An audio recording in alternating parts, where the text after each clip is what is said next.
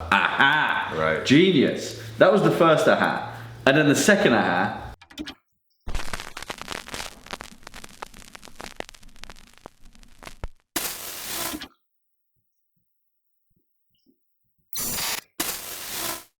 Hi everyone, welcome Hello. back. I'm wearing the exact same outfit as last time. I just saw one of the clips on the camera we're using. Oh, yeah. Yeah. So I hope you're wearing a different outfit. Otherwise we're gonna look like complete shams, like we just filmed like 50 in a row. We're in the woods, man. Like We're in the woods, I brought one outfit. Exactly. Yeah, we've only got a set number of clothes, so. Exactly. I just woke up from a nap, so this is gonna scare the bejesus out. I want to see it before and after. Just faces. Right. This is gonna wake you up. This is going to hopefully scare you guys. It's my story this week. If you're new here, we share scary stories every week, and this week's mine.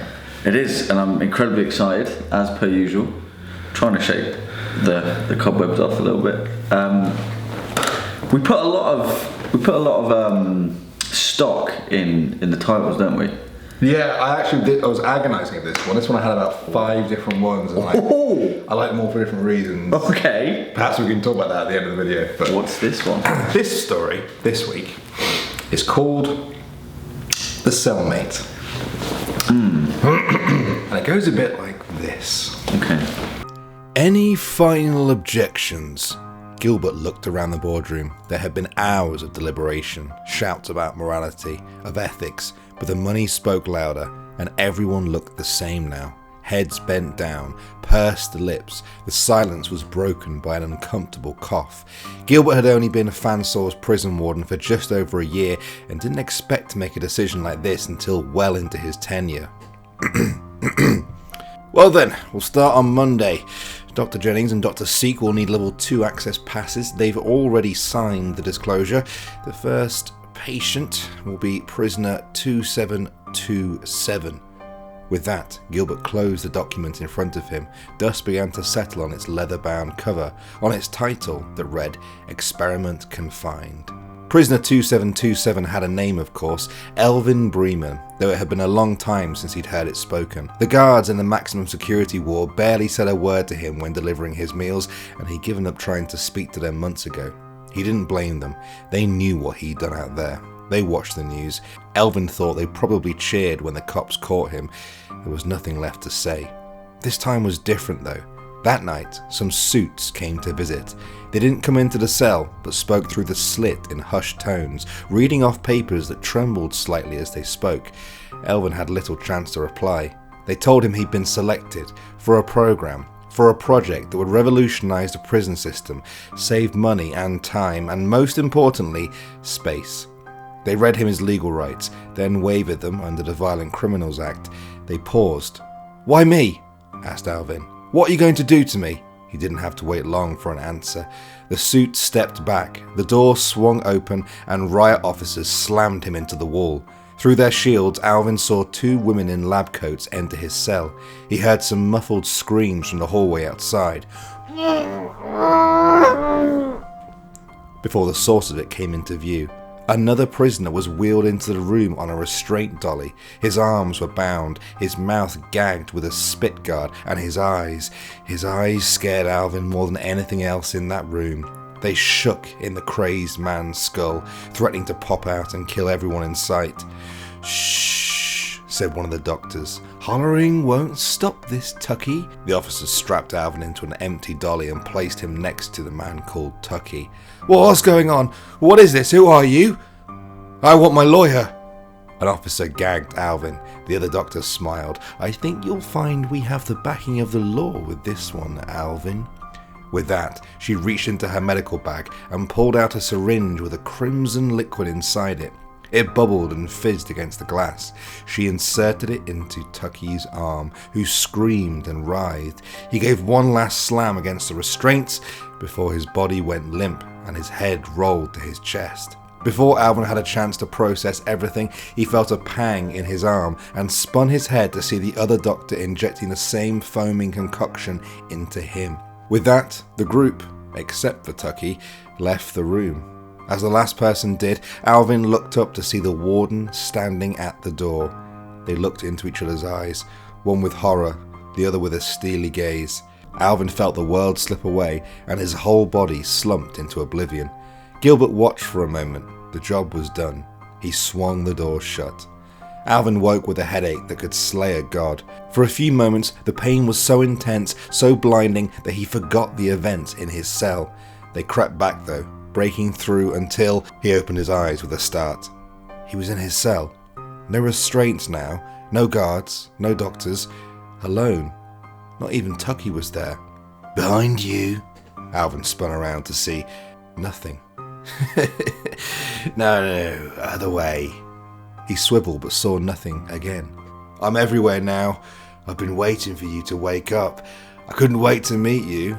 I've had a few cellmates before, killed all of them, of course, but this is different. I think we're going to get along. Alvin." "That's right, isn't it? Where are you? Show yourself." Alvin pressed his back against the wall, scouring the shadowy roof for any movement. "I think the question is, how did I know your name, Well, that's not the only thing I know, now that I'm in your head." Alvin froze. Despite all logic and reasoning, he knew this was true. The voice had no echo, no substance. It was the sound of his very thoughts. Yes, you could call me a thought, but I'm still my own person. I'm Tucky. Nice to meet you." Alvin flung himself at the cell door, banging and screaming for the guards to come. He hoped it was just a side effect, a crazy drug they liked to test on the prison scum when they wanted to get some quick cash. "Oh, Alvin, you're only half right, my friend. They wanted the money. Fat old Gilbert wanted to get his Christmas bonus, but this isn't a side effect. This is what they wanted, to put me in here with you. They've taken my body away, Alvin, frozen it in storage. I made them read every word of that document to me. Didn't you? This is how they want to save space. 1 cell, 2 prisoners, and no way for us to kill each other. And they say we're the sick ones, Alvin. No. They're the sick ones. I'm going to make them pay for this, starting with Fat Gilbert. I'm going to give him a taste of his own medicine." The next few days were a blur for Alvin. He slipped in and out of consciousness before he realised. His moments of wake were filled with Tucky's barbs, his maniacal laughter and plans for Gilbert. It wasn't until Alvin woke up the 5th time that he noticed the carvings on the wall, made with his own nails which were now bloody and broken. Drawings of a figure with 2 heads stabbing a fat man in a suit. That's when it hit Alvin. He hadn't been fading into sleep. Tucky had been waking up. Alvin's exhausted mind had begun to succumb to the rage of Tucky's until Alvin's body had bent to Tucky's will. While Alvin cowered in the depths of his mind, Tucky had been making plans. Alvin woke one night to find a shiv tucked in his waistband. The metal had been pulled from the door hinges and fastened with his own hair. "Clever, right?" Tucky giggled. "I almost snapped off your finger pulling that out. Your hands aren't as tough as mine, but they'll do the job. We'll do this together." Alvin woke again to find the hinge had now been almost completely pulled apart. He thought about telling the guards, but how would they know it wasn't him? "Now you're catching on. They gave you weak hinges, friend. They must have really liked you." Alvin could practically hear Tucky's mouthless grin. "Shh, back to sleep you go. Tomorrow is when the fun happens." Alvin awoke to find his hand plunging the shiv into a guard's heart. His last look at Alvin was of sheer terror. He clawed for the alarm button just out of reach before his body hit the floor. Alvin stared down at his bloody hands. They were shaking, his body coarse with adrenaline. "Oh, look what you did, Alvin. You messed up a perfectly good uniform. And who's going to pay for all this mess?" Alvin spun around to see the cell door in tatters, torn off what was left of its hinges. He faded. This time, Alvin heard alarm bells. He found himself standing in the staff commune, bodies all around him. At his feet lay the 2 doctors, their lab coats soaked in a pool of blood. Stop it! You're gonna get us both killed!" "Oh, come on, Alvin, you were dead here anyway. You really think they were gonna let you out for good behaviour? I saw what you did to get yourself put in here. Almost as impressive as me, but not quite. Now, let's finish this." Suddenly, they were at the entrance to the boardroom. The hallway behind them echoed with the drone of the alarm and shouting as security tried to break through. Alvin saw that Tucky had already thought of that. Steel chairs and 2 more bodies were rammed against the only way into the hallway. Alvin stepped into the boardroom. It was dark, but his eyes adjusted. He saw scattered chairs, overturned desks, and poking out from behind the bookcase was Gilbert. Stand down! Stand down, and this doesn't have to go any further, Gilbert yelled. Let's do this together. What do you say, old friend? No sooner had Tucky finished his question than Alvin felt his body moving against his will. The pain had gone. The constant back and forth that flung Alvin in and out of his own mind seemed to recede. He felt scared and brave, horrified and delighted, merciful and vengeful. Alvin felt whole. He found himself reaching inside his waistband, taking strides towards Gilbert, who whimpered and slumped to the ground. A deafening crash came from behind, and Alvin heard footsteps roaring down the hallway towards them. Tucky's voice now passed through Alvin's lips. I hope this hurts, you fat scum. Alvin thrust his arm, stabbing Gilbert in the chest. He looked down, but when he did, there was no shiv covered in oozing blood. There was a syringe with crimson liquid that bubbled and fizzed as it emptied into Gilbert's veins. He groaned and slid against the bookshelf. The shouts from the guards couldn't drown out the thoughts in Alvin's head as he knelt and raised his hands. How was he going to explain this? What would they do to him now? No answers came, which was strange because Alvin had become so used to Tucky's replies that he noticed their absence immediately. He was alone again. The cuffs came on. The guards frisked every inch of him. They wheeled in the restraint dolly and carefully tied him up. Every strap was tighter than the next. Alvin's eyes stayed locked on Gilbert, who was moving slightly. A shudder at first, but after a few moments, his eyes fluttered open. He looked around with a panicked face that quickly melted into a stony realization. He calmly looked up at Alvin and smiled.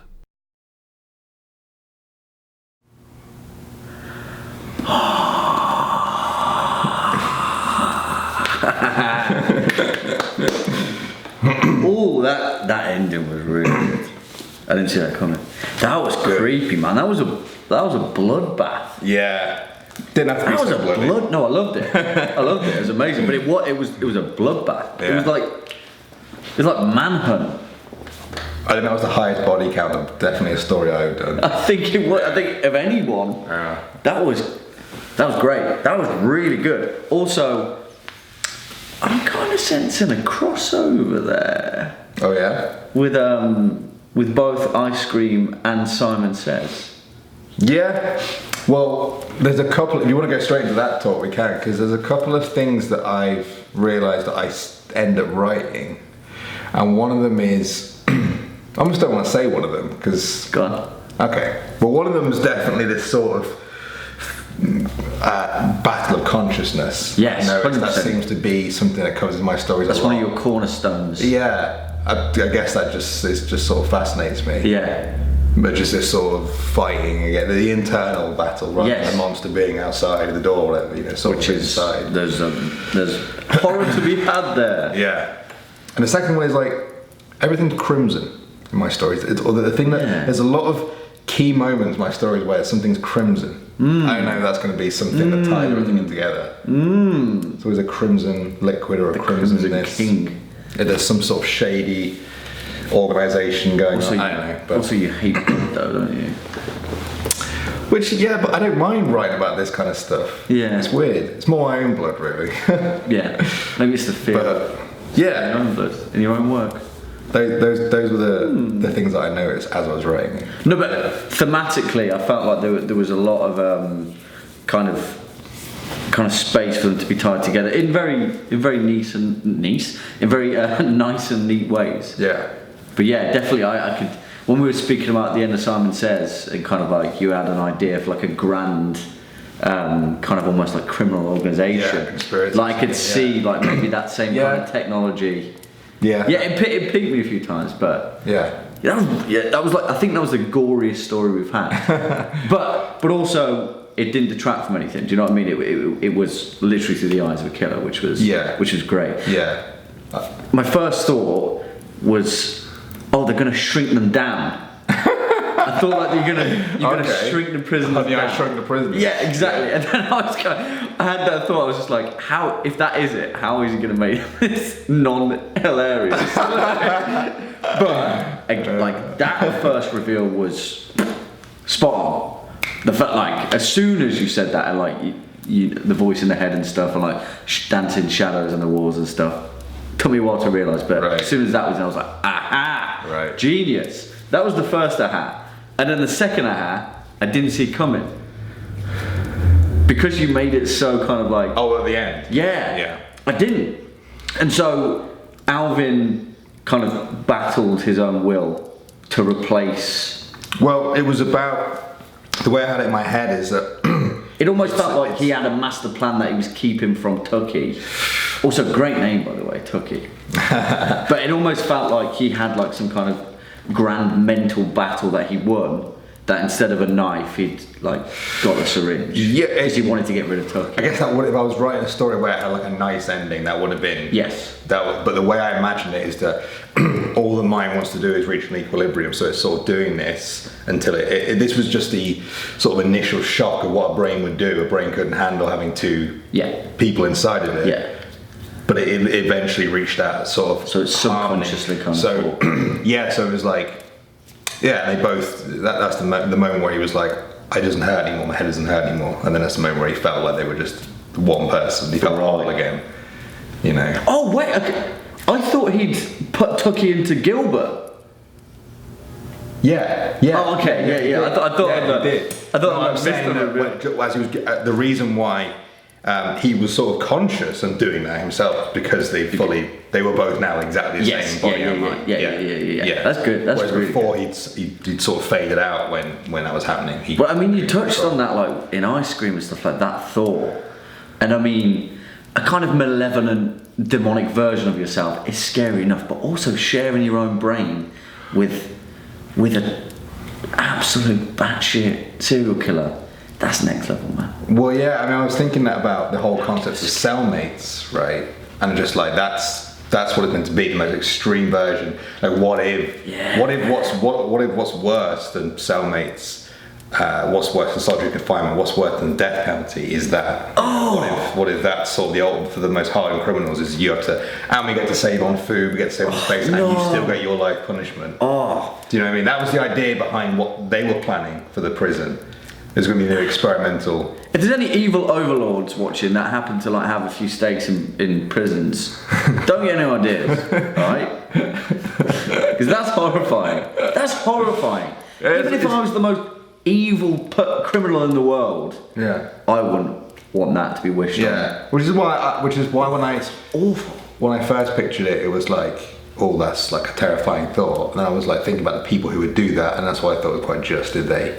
Sort of, if they get the comeuppance, and we needed that comeuppance, and you did it very well. I didn't want it to be like a nice, like when you said, oh, he sort of takes control, has a plan, he gets him out of him. Yeah. I think the resolution would be that he's free, at least he's free. It was the brain fighting for itself. Yes. It was survival of the brain, which is a strange concept as well. So Alvin's going from solitary confinement to solitary confinement now, and the only person who really suffers is Gilbert. Tucky's having the time of his life. Like, what's he going to do now? He's actually in his head, and he's going to control him. Like passing him along. Yeah, and also he's going to put in a good word and make sure that Alvin, do you know what I mean? Like that's what the fight. Oh. Yeah, that's what he was being so friendly to, because like you're just a vessel for me to get there. Like, this isn't the He's he said that at the start, didn't he? He said I've got a feeling that this one's we're gonna get along just fine. Yeah. Which is that's what I thought I wanted. I guess maybe I could have like really hammered it home, but when he was asking those questions himself, what's going to happen to me now? What's going to happen to me now, kind of thing. But then I wanted the resolution to be like, it's all gonna be just fine. Like you're all good. Like, and there's no one gets punished in the end of the. There was a moral tale in that. Yeah. And I think you did it in the most horrifying way possible. Yeah. But there is a moral tale in that. Killed about 15 people to tell a nice moral tale, but they had to, Plans for revenge. That was really good. There was a line in there as well which really stuck out for me. A headache that could wake a god, slay a god. Yeah. Slay a god. Yeah. That was a great line. Well, I think I've written about headaches a few times before, and I'm always like, oh, his headache was so bad. It was really bad. I'm like, so I was like, come on, think of something that really what it would be like to wake up with the sort of mind equivalent of like a bypass surgery or something, like having your mind literally ripped in two or like shoved into a corner of it. Like, how much was that sort of psychologically hurt? Headaches are difficult to write, isn't it? It's difficult to hammer home the pain of a headache. Like, it's usually like, oh, his head was split in two with an axe. Yeah. But no, I really like that. Slayer God. I might use that. Okay. Slayer. Next week's story. Yeah, I was going to say next time I have a hangover. Okay. But, no, I thoroughly enjoyed that. High octane horror action. Thank you. Straight out of the mind of Daniel Burke. Thank you. It really did remind me of the game Manhunt. Manhunt 2, I think. Oh yeah? I'm sure there's a bit in Manhunt where you ever played the Manhunt games? No, I know of them. Yeah, they're incredibly violent. Like, I was really worried as I was writing this. I was like, okay, I'm fully aware, even as I say this, someone has done something like this before. There's no way that, maybe not in a prison setting, maybe, I don't know. But I was really worried that first thing you were going to say was, that's really good, but like, there's a movie Mind Split that's set in a prison. Written by Daniel Burke. Yeah, I'm like, my lack of horror knowledge is going to come back and bite me now. No, that was a nice crossover as well, usually, because usually the tropes of horror are like prison, kind of like evil, haunted prison or something like that. The horror there was layered in kind of like bureaucracy and shit. Also, before I forget, the original ending was going to be a Shutter Island. Nice. But I didn't want you to see it coming. I'm really happy that you didn't see that. I didn't see the ending because I feel like what it was going to be like was he was going to walk in there, he'd go to stab him and it would be like foam, and then it would be alright, take him away, like it worked, and then they would mass roll it out to everyone. Right, yeah. But I was like, that's been done. Like, that's Shutter Island. I mean, sorry if I just ruined it for everyone. Oh yeah. But anyway. Sorry. What were the other names of the stories that you had? Solitary. And then also just confinement. Yeah. But I thought that, I was thinking it's really about the two of them together, so the Cellmate, yeah. Yeah, horrifying thought, absolutely horrifying thought. I mean, being in prison is a horrifying thought enough, but like, I mean, and also sharing it with a serial killer or someone like Tucky is horrifying enough. Yeah. And then put him in your brain. Yeah. Get out of my brain. And I think that like the next step might be that he gets out of the prison. He's going to get out of the prison. Yes. This is his new tool. Yes. He abandoned a ship, abandoned a knife for this. Yeah. Like he's. What's Tucky going to do? Yeah. Now he's pulling the reins with Gilbert. Yeah. I almost want to write a sequel. Yeah, I want to see a sequel. Yeah. Okay, Scores on the Doors. Okay. Thoroughly enjoyed that. I had a number in my head and I'm going to stick with it. Okay. 7.9. A 7.9? Yes. Okay. Yeah. That's fair. As a horror story, A to B, perfect. Like it was good. The resolution was. It didn't necessarily have the kind of like resonance that a few of your other stories have had, but I feel like 7.9 is a very staunch. Was it right? What about like killed less people? Would that actually have affected it? No. I'm kidding. I like that. Like I'm just kidding. As if I'm like counting. Yeah, you're sorry there. Like 8.2, 8.1, 8. You started at 10, mate, but those 15. All right. My next story will have no deaths. I'm aiming for no deaths, just to balance it all out.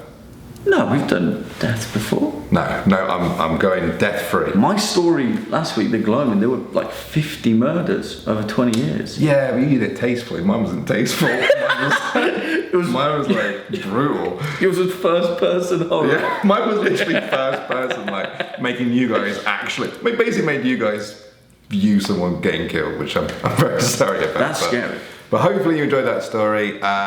If you've written your own one, you can send it into this email address right here. We do these live streams every once in a while. We've got a big one coming up soon, celebrating 10,000 subs. When is that? Oh, I don't know. We'll wait till Jack's story on this Sunday, and we'll have a date for you then. Yes, we will. Yes, but keep sending them in. Thanks as always for watching, guys. Thank you so much, everybody. It. You definitely woke me up from that nap. Yeah, you seem a bit more awake now. Oh. Okay. You had me at confinement. Time to blow out the fire, but I don't know.